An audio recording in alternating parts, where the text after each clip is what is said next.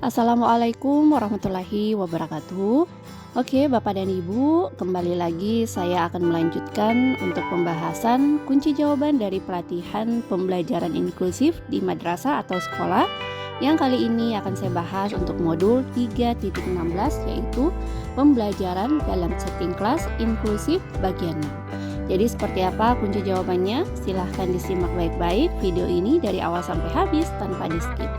Oke, kalau begitu kita langsung saja pembahasan untuk soal nomor 1.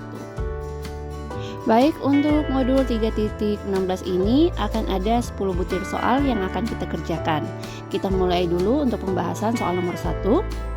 Di sini sudah ada soalnya. Suatu sekolah melaksanakan sosialisasi penyelenggaraan pendidikan inklusif atau PI kepada pimpinan formal di desa dan juga kecamatan di mana sekolah tersebut berada.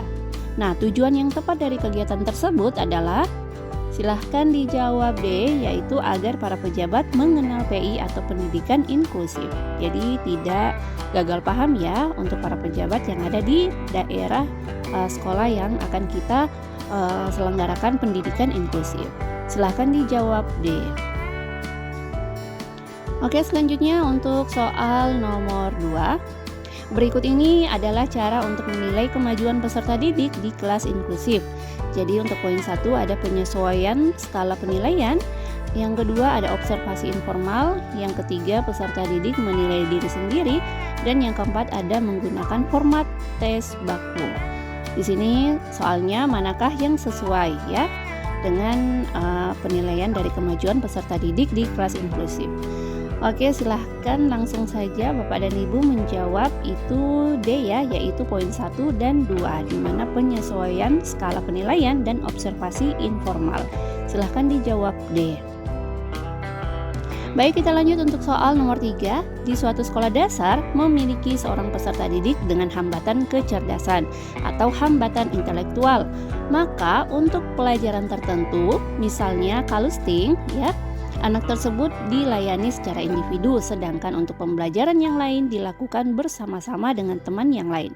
Hal ini merupakan contoh kegiatan.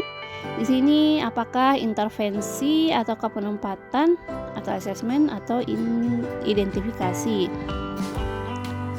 Oke, baik, silakan Bapak dan Ibu menjawab. Itu adalah contoh kegiatan dari asesmen ya, bisa juga sebenarnya untuk intervensi, tapi lebih tepatnya lagi adalah contoh kegiatan asesmen. Oke, kita lanjut untuk soal nomor 4.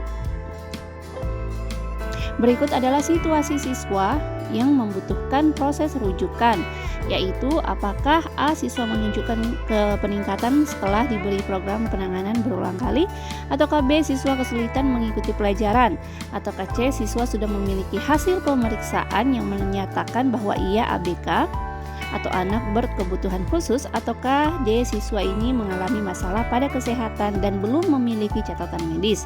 Oke, di sini jawabannya adalah B ya, yaitu siswa kesulitan untuk mengikuti pelajaran.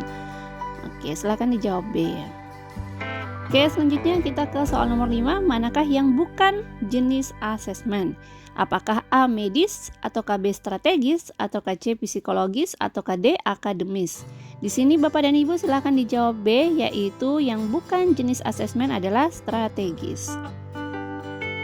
Baik, selanjutnya untuk soal nomor 6. Hal yang dapat dilakukan untuk membantu siswa mengelola tugasnya yaitu apakah memberikan tugas secara bertahap, ataukah mengurangi jumlah soal yang diberikan, ataukah C, memberikan tugas secara bertahap, ataukah D, membuat kontrak belajar.